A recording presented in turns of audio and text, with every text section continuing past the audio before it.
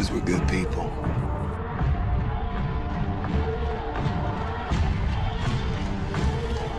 Doesn't mean we won't kill you.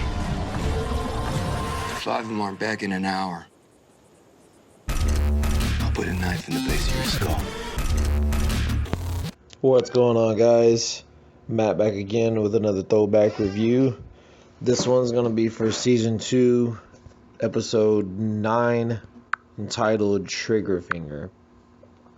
Alright, this episode, it begins with an unconscious Lori after she had a car accident. I forgot to talk about in the last episode, she went to town trying to look for Rick and Glenn and Herschel to try, I guess, bring them back.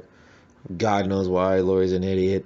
But anyways, she had looked down at a map, I guess, trying to figure out where she was going, and she had ended up hitting the walker. Imagine that. But anyways, the episode opens up with her unconscious in the car, and she regains consciousness just as the walker is forcing his head and arms through the crack in the windshield. Lori stabs it in the face and escapes. She then stumbles upon another walker outside the car. She kicks it to the ground and hits it across the head with a hubcap before shooting it. Back at the farm, the group is about to sit down for dinner, and they realize Lori has disappeared.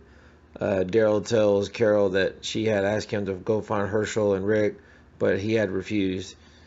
Daryl speculates that Lori probably went to town on her own, so Shane goes to find her. He finds where she had crashed the car and the two dead walkers. Then eventually found Lori a little bit down the road, and he lies to her to get her back to the farm. Tells her that Rick and the group are already back. And of course, when he gets back to the farm, she realizes that he lied, and he's like, "I'm sorry, I got to make sure the baby's safe." Of course, then now revealing that Lori is pregnant, and of course Carl didn't know, and everybody else didn't know, so he kind of let that cat out of the bag. Meanwhile, back at the town, after killing Dave and Tony, the two guys that came in the bar, Rick, Herschel, and Glenn are about to leave the bar, but they get pinned down by Dave and Tony's group. Rick tells them that Dave and Tony had pulled guns on them first, and he just had to do what he had to do to survive. It was a regretful mistake, and they can just walk away. But the group instead, of course, starts shooting at them to avenge Dave and Tony. Rick tells Glenn to check the back exit. As Glenn walks down some creaky steps and approaches the door, a shadow outside reaches for the handle and begins to twist it, but Glenn shoots through the glass and scares him off. Rick tells Herschel to go cover Glenn while he makes a run for the car. One of the guys from the group sneaks up behind Glenn and attempts to shoot him, but Herschel saves Glenn and shoots and wounds the guy. Of course, who starts, crying out, and then walkers eventually come and eat him, start getting on him. Rick asks Herschel what happened, of course, and then he says he thinks Glenn got hit. Rick finds Glenn just frozen behind a dumpster. When they head towards the car, they are shot at by Randall, which he is on one of the group. Of course, he gets abandoned. His group says, they got to roll. They can't wait on him. They got to get out of there. So they basically just leave Randall. He tries to jump off the roof, and when he does, he jumps down to retreat behind a dumpster. And as he jumps, he falls, and he falls on this like an iron fence, and it impales his leg. So yeah, it's pretty bad. Rick, Herschel, and Glenn are arguing about if they should save him or what they should do. Herschel suggests he just puts him out of his misery, and the walkers, of course, slowly begin to close in on them, so they decide to amputate the leg, but they do not have enough time. Before the walkers can get there, Rick forces Randall's leg off the spike, tearing his calf muscle, and Randall just screams in agony. Back on the farm, Carol goes to check on Daryl, finding many dead squirrels and severed walker ears hanging on the clothesline.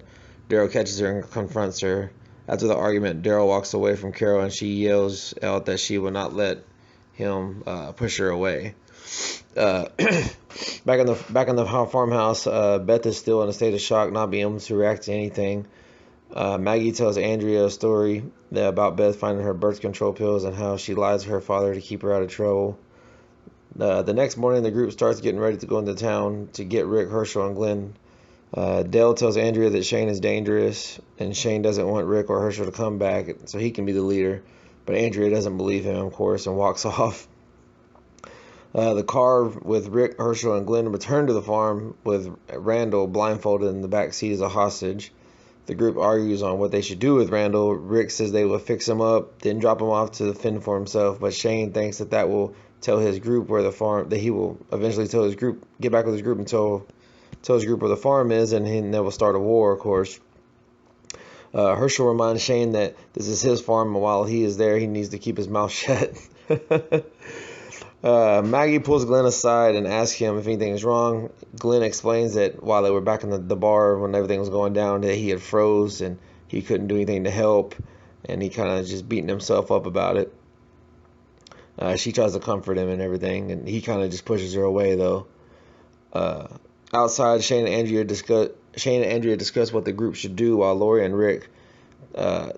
tells Rick that Shane thinks the baby is his, and that she thinks Shane killed Otis, and that he is dangerous. Basically putting that seed in Rick's mind that he needs to do something to take care of Shane, that he's very dangerous. And the episode ends basically with him just fucking the living shit out of the camera. He looks really pissed, but yeah, all in all, not too bad of an episode. Like I said, they ended up getting back to the farm, like I said, but then they had to take this guy Randall hostage from this other group that was having a shootout with him. Of course, Shane wants to just kill him. Rick wants to try to, eventually just take him out and drop him off, fend for himself.